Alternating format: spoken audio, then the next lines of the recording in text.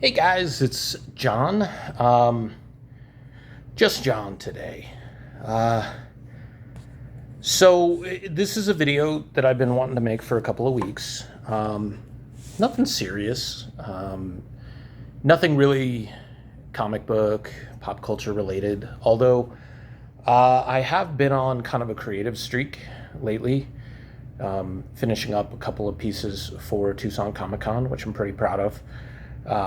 So 2 new prints, 3 new stickers, one of which had been finished a while ago. One of the prints had been a sticker previously, but the original design was done. It was the highway sign that was at an angle.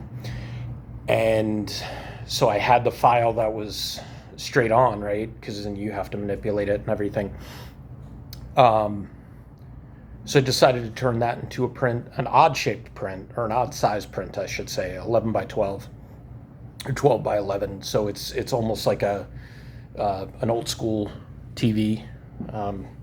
Not quite, because I was like, 3 by 4 or 4 by 3 or something like that.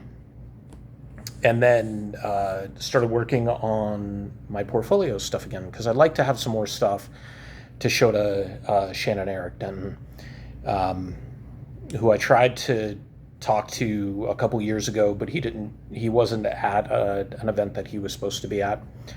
So hopefully he'll be at Tucson Comic Con. He won't have to cancel or anything. And hopefully I won't have jury duty. I was summoned, about a month and a half ago or something like that, for a federal grand jury. And it's a pretty significant case. It's actually a case...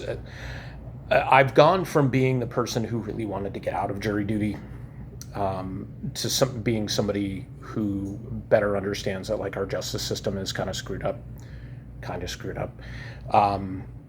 and that somebody like me who's a very logical thinker and I don't say this egotistically, but smart,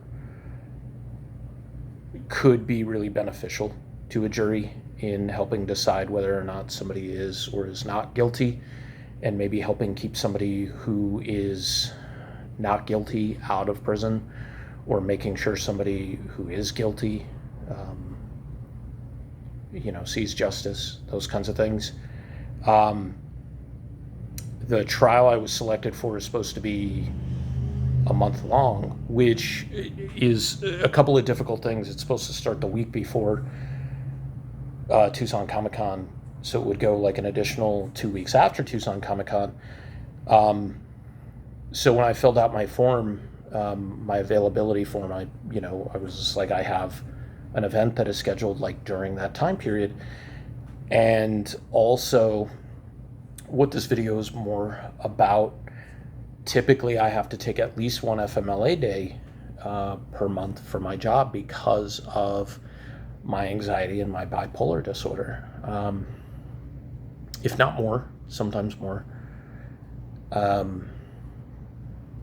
So one of the big reasons I wanted to make this video was a few weeks back was my last official day of therapy.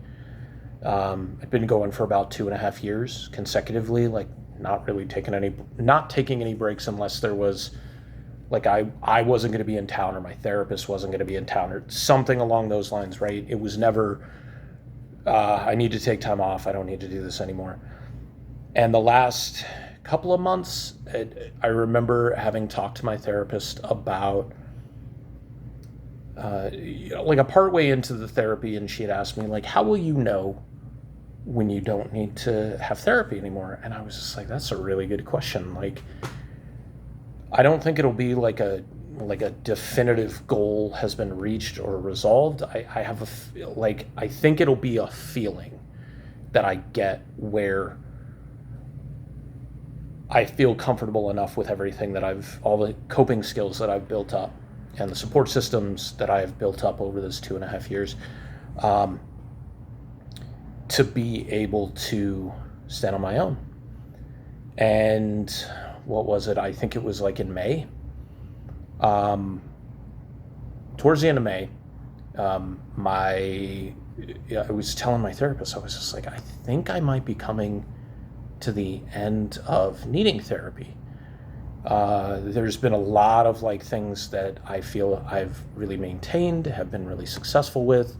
I think dealing with a lot of the health issues that I was not having at the beginning of the year, but just diagnosed with at the beginning of the year because they'd been ongoing for years, were contributing a lot to my mental health or lack thereof.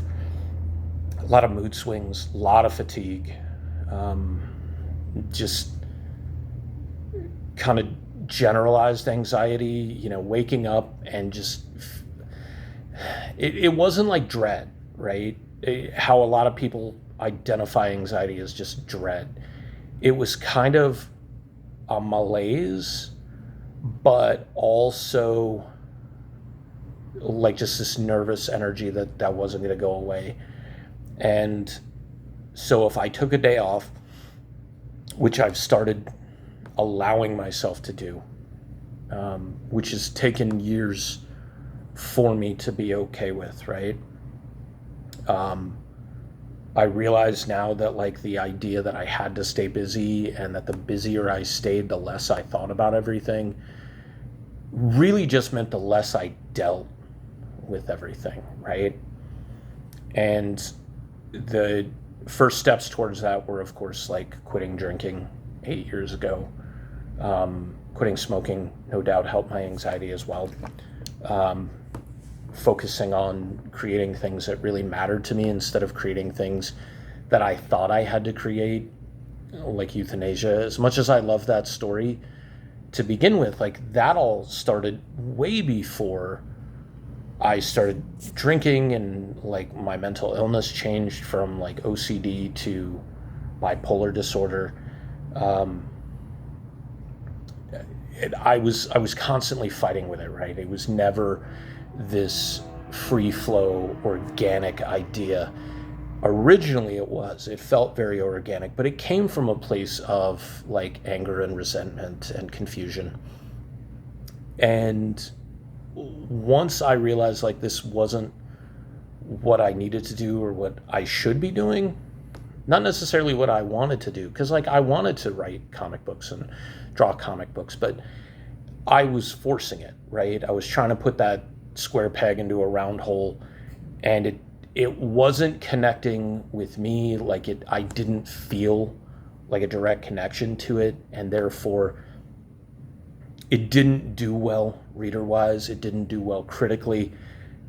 People didn't seem to care for it. It was niche within a niche within a niche, right? Like, first of all, it's indie comics, and when I was doing the book, that's when indie comics, like real indie comics, I'm not talking about like Image and Dark Horse, I'm talking about like creator-owned, small print runs, crowd-funded kind of things.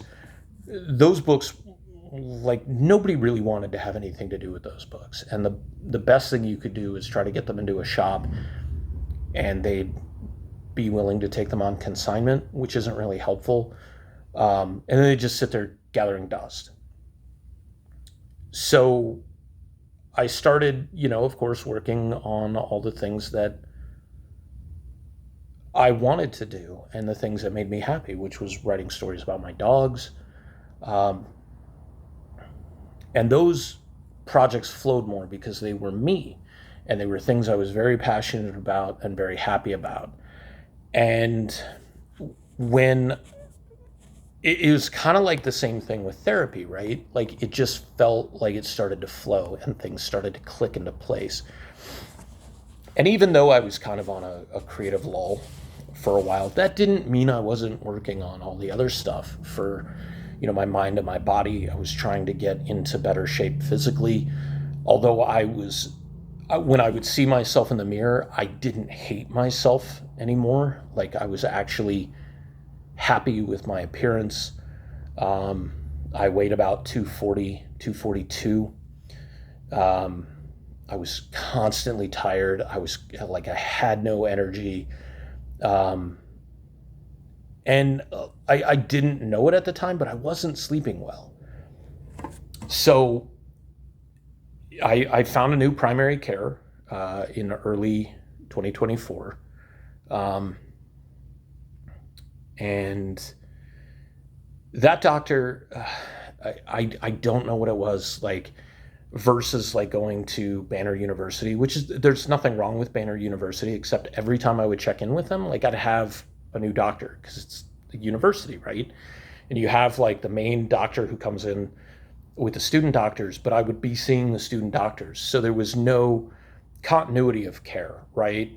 Yeah, they had my file, but it wasn't me seeing the same doctor. They didn't have that rapport with me. It was very like, okay, I'm looking at my tablet or my laptop and I'm typing in everything while you're talking, and it doesn't, there's no personable nature, right? So I really, like, I looked around and I was talking to my psych doctor because I had to do, med checks and stuff like that. And I was just like, I've just been so tired and fatigued. And this was late 2023. And they were like, well, okay, like, why don't you see your primary? And I was just like, well, the issue is like, I'm with a university care thing, and I don't have any continuity of care, and I don't even know who my current PCP is. And he recommended a specific men's health clinic, and so I called them, and lo and behold, they had openings. It was going to be a couple of months, but like they had openings, so I was like, okay, I can hold out until then. Just continue to try doing what I was doing, and overall pretty decent health, right? Like, yeah, I was heavier, 242 for somebody who's 5'9", 5'10", even if it's, decent solid muscle, which I don't know what my body fat percentage was. It was still pretty heavy, right? Even though I physically was okay with how I looked, which is atypical, which means the therapy was doing a really good job, right? My self-image was better. The blood work looked okay. Cholesterol was a little bit high. Blood glucose, my A1C was a little bit high. And blood pressure was fine, like stuff like that. And he was just like, but you're always fatigued, like, yeah, your A1C is high, which can cause fatigue, but like the number that you're at isn't to the point where you should be having these types of symptoms chronically. So he wanted me to get a sleep study. He asked me like questions like, do you snore? Do you wake up a lot? And I was like, I wake up sometimes, but it's usually like to go to the bathroom. It's not like waking up. Usually, like if I wake up when I'm falling asleep, it's when I'm out in my living room watching TV and I'm in my recliner. And it's almost that thing where you start to relax and your body feels like it's falling and you jerk yourself awake kind of thing. So it wasn't like I'm asleep and I'm constantly waking up. There was some weird sleep patterns that I had where a couple years back, I was waking up at like 5 o'clock in the morning and not able to rest, not able to go back to sleep. It's just like no matter what I did. So for like a couple of weeks, I was just getting up and I was just doing what I had to do and coming out, exercising, starting my day like really, really slowly, right? And trying to stay up later and later and later to like see if I could sleep through the night. It wasn't working. So we did the sleep study, which was really weird. I've never done one before, but we did it here at my house. My doctor didn't want me to go through any of the sleep study clinics here in Tucson because he said he's had really bad experiences with them with patients, and that they are essentially just trying to get you to buy equipment because they also furnish the equipment at the same time. And he's just like, that's never a good thing because it basically is just a money farm, right? So he had a recommendation for a sleep clinic in Florida. I mean, obviously I'm not flying to Florida or anything. So that clinic, like, I did an initial consult, telehealth with the doctor and the sleep doctor. They mailed out a kit, and it almost felt like one of those kits where you see like for heart patients where they're like, you wear the strap and they check the sensor and everything. But this had like the pulse ox, it had the chest strap, and it had like the tubes that went in your nose. And it was probably one of the most uncomfortable night sleeps I've ever had. Um, I don't know how many times I woke up. The doctor was just like, for at least 4 hours, or maybe it was 6 hours, but I think it was 4 hours. We want you to sleep on your back. And I was just like, all right, well, like I'm already going to be uncomfortable. Like, and you want me to sleep on my back? I don't sleep that way unless I fall asleep that way. Like, it's never intended. I tried to sleep on my back as much as possible. It didn't really work. There was a couple times I woke up and my hand was like inside the wire, and I would like move my hand because I wasn't used to it and like yank out the wire. Fortunately, the readings were they still got the readings on it, and we did the telehealth like a week later, and the doctor was just like, "You have sleep apnea," and I was just like, oh, "Okay." And I didn't really understand what that means. So if you guys don't know, I'm going to explain it really quick. Sleep apnea is when you stop breathing at night. The apnea is actually when you stop breathing, and I think the doctor said for a period of about 10 seconds, and you basically like reset yourself. Regular or normal average sleep apnea is about 5 episodes per hour, up to 5 episodes per hour. Severe sleep apnea is up to 30 episodes per hour. So if you are stopping breathing for about 5 to 10 seconds or whatever, 30 times, technically you're sleeping like half an hour every hour, right? My number was 70.6. And so it was just like, okay, that's why I'm not getting any rest. That's why I'm tired. My best friend Alex and I were somewhere, and I was so tired. We had driven up separately. We had driven up to Phoenix for an event, and I was just talking to them about everything. And that was right after I'd received the diagnosis, and it's just like, fuck, I'm tired. And they're like, well, you don't sleep. And it was just that statement, like, it wasn't said as a negative. It was that was actual fact. Like, once I fall asleep and I have 70 episodes per hour, like, I'm not sleeping. My body and my brain are not getting any rest, right? So that's why I'm constantly tired. And I had the conversation with my mom and dad, like the couple of days leading up to going to Phoenix, and just talking to them and trying to make a decision on my own about what to do. And I called them to talk to them, not to ask, what do you think I should do? Because I'm an adult, right? I can make an informed decision for myself. I didn't want to do this. I was just like, you've got all these other, like mental health issues going on. You've got the jacked up knee from cancer. You've got to concentrate on lowering your A1C. You've got to concentrate on lowering your cholesterol. You've got to lose weight. And again, the doctor said each one of those things individually, the weight, the cholesterol, or the A1C by themselves are not problematic, but together, especially combined with the sleep apnea, really dangerous. Severe sleep apnea can lead to things like heart disease, strokes, severe mood swings, which I was having, but I mean, it wasn't like the sleep apnea was making the mental illness worse, right? So I already have mood swings and like changes in how I feel and everything, but like the lack of sleep was just making that way worse, right? They were a lot more severe than they needed to be.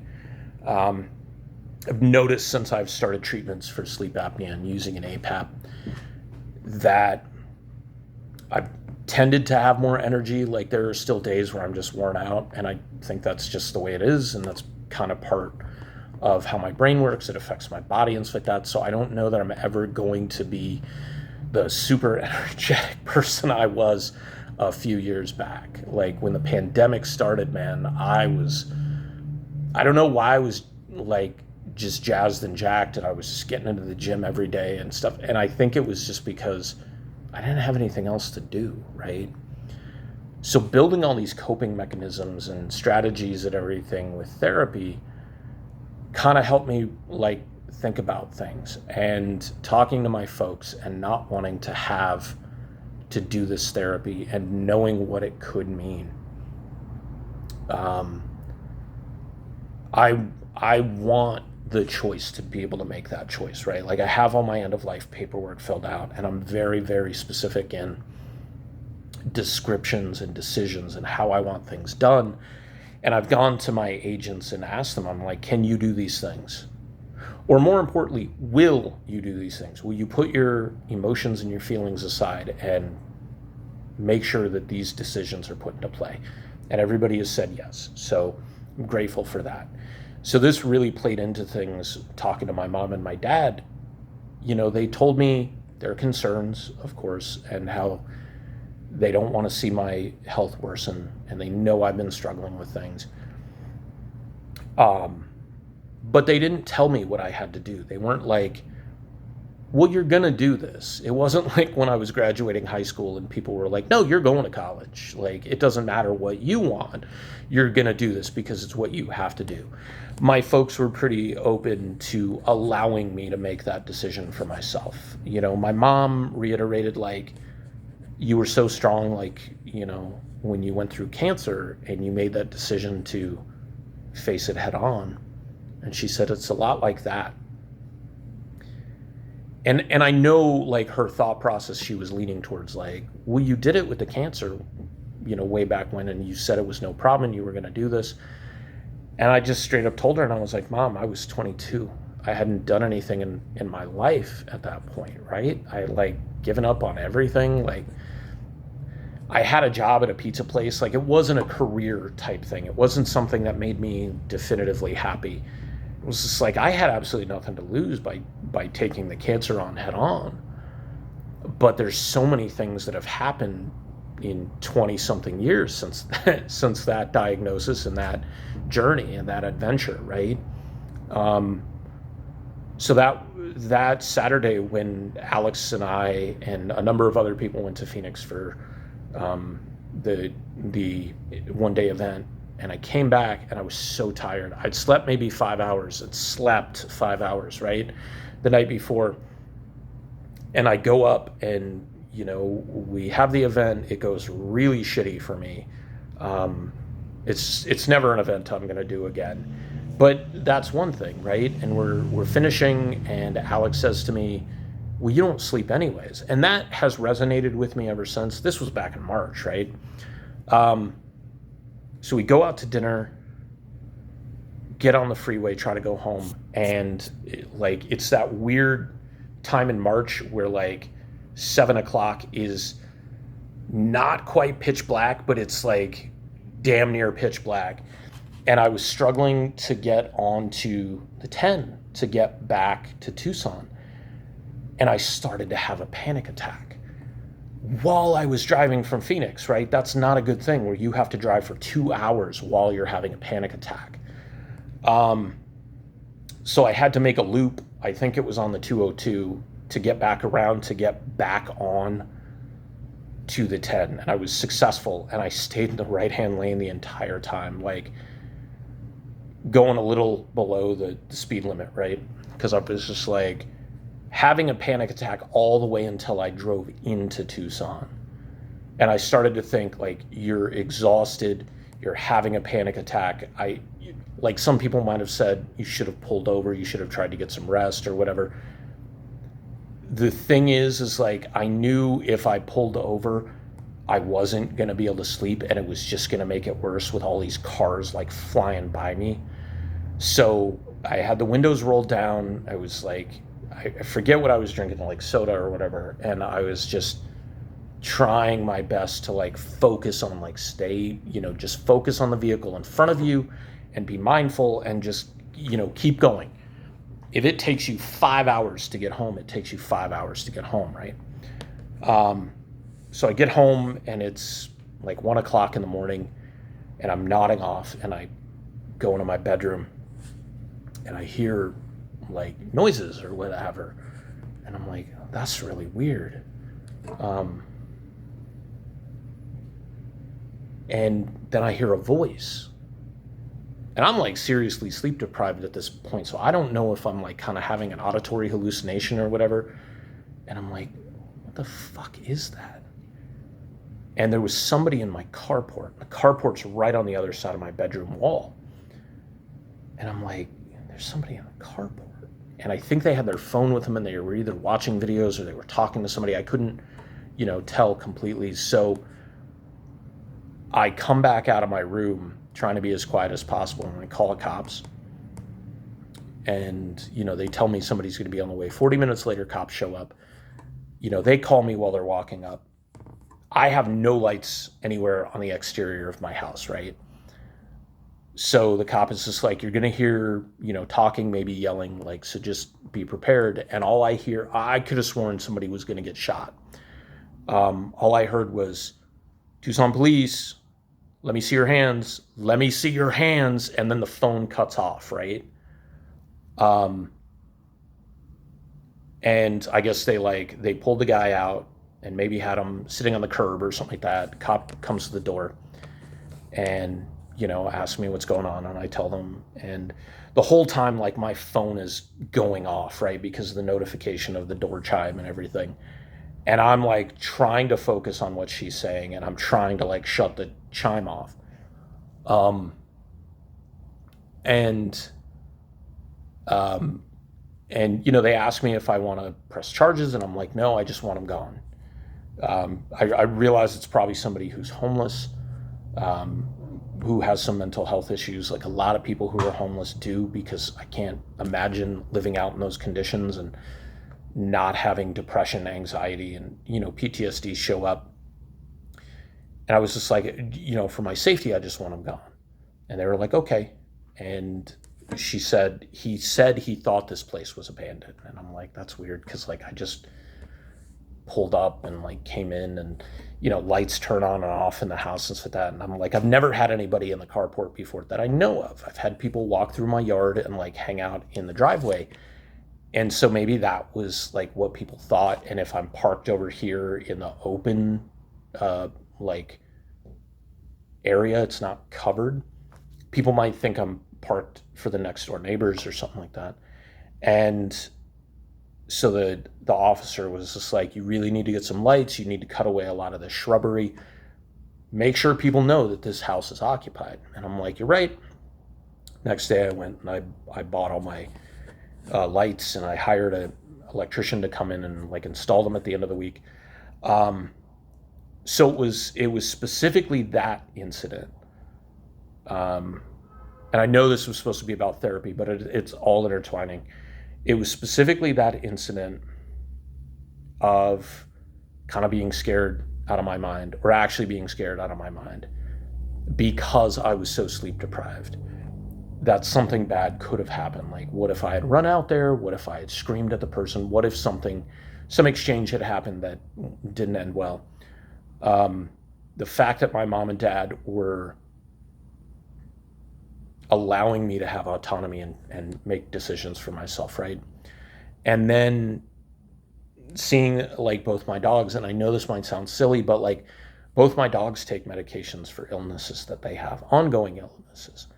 And I'm like, well, they're doing it. I've got to be here to be able to do this for them, but they're doing it and they're champs about it, right? So like, it's not like a buck up and do it. It's just like, this is going to be the best for you, right?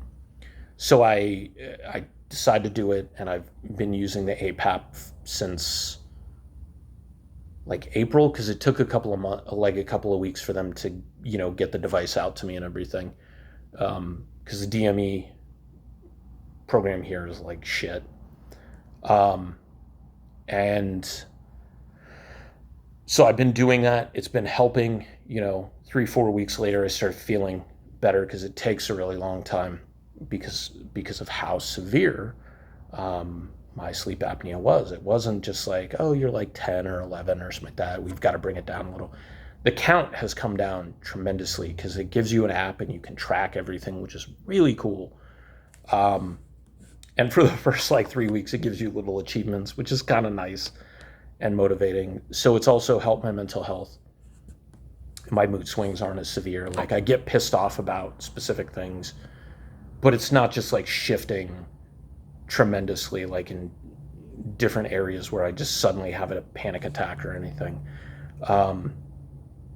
And so it got to the point where, like, I've been doing all these things, right, to better myself and building all these skills and building my support system. I've brought in a couple of new friends into my life and new people that I can talk to about things that are not just my folks and not just my friend Alex, who is a gem and a beneficial human being in my life. And I'm really glad that they're my best friend because I trust them.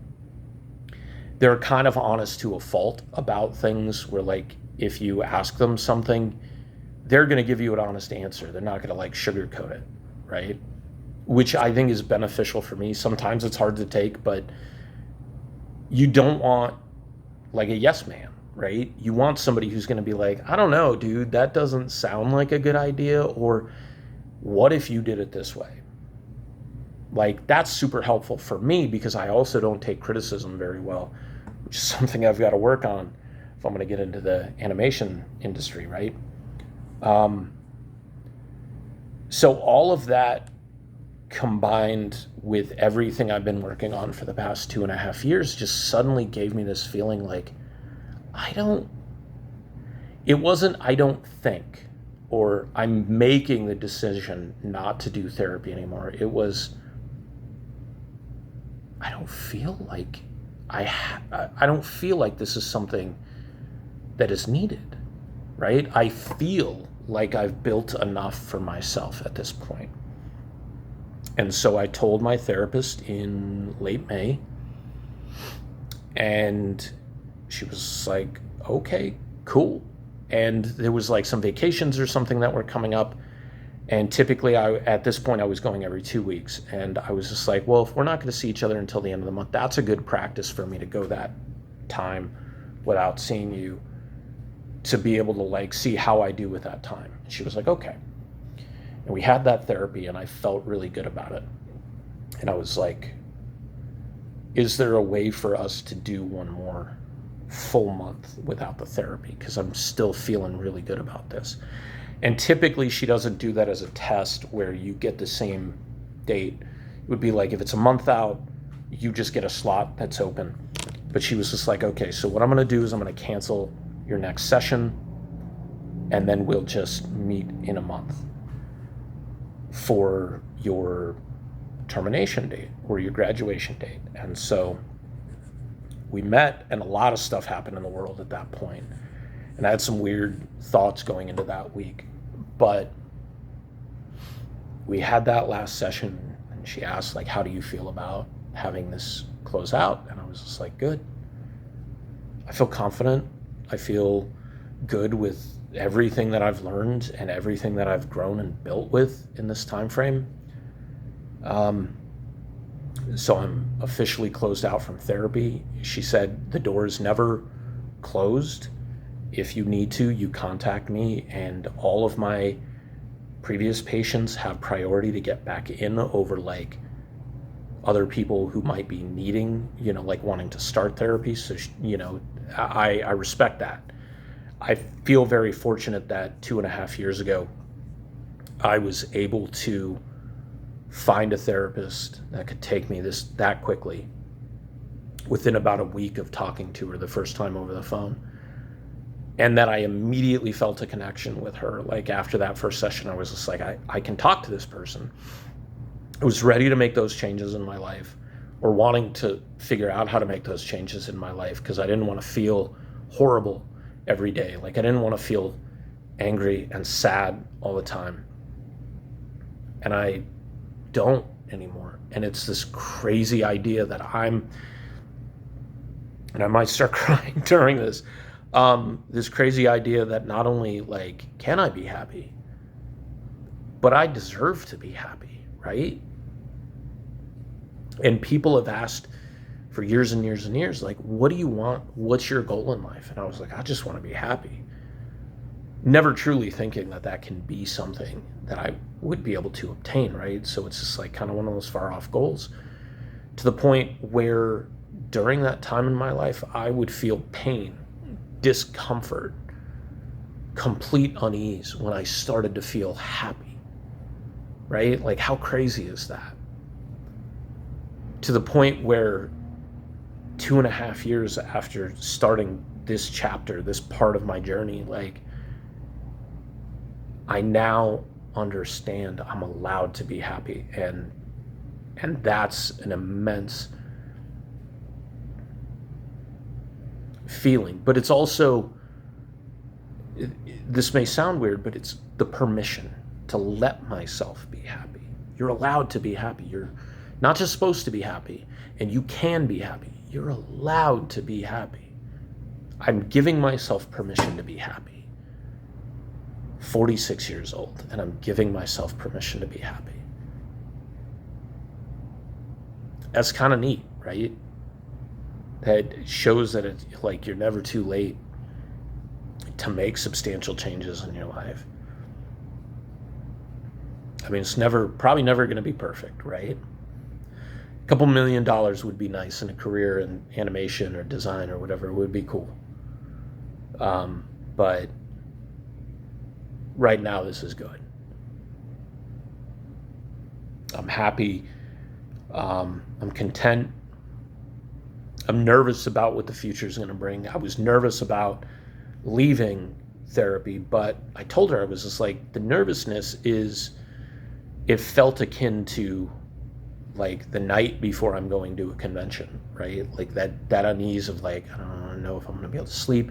How's this going to be able to go? I was looking forward to it, right? That next step, but still have those questions in your head, like, how's this going to go? Like, just that nervous, anxious energy.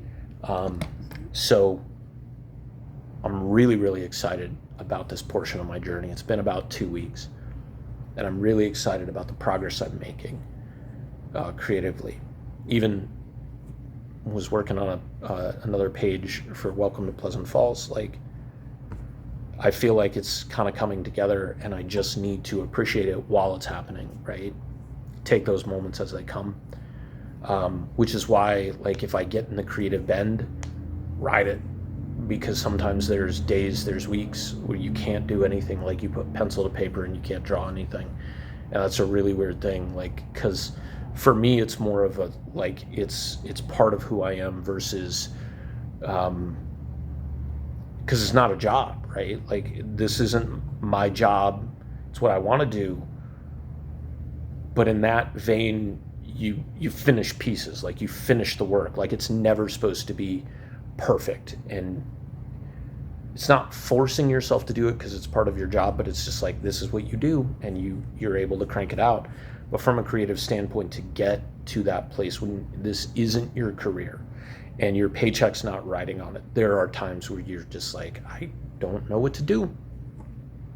And so you have to take those lulls where they come, and then you have to just figure it out, you know? So this is a good journey. It's a really long video, I realize, but I felt I had to make it anyways. So I hope you guys are doing well and you're taking care of yourselves, getting rest, eating well if you're able to, and taking time for yourselves as well. Like, it's okay to have downtime. Like, the world has told us it's not okay to have downtime, and that the world has told us that because it wants us to produce, and we're only valuable when we're producing, and that's not true. You're still valuable and you're still important if you stop and you rest and you do what's best for you. That's the only way we can be better, right? Said that for years. You can't save anybody else if you're drowning. So don't just tread water, swim. I'll see you guys later.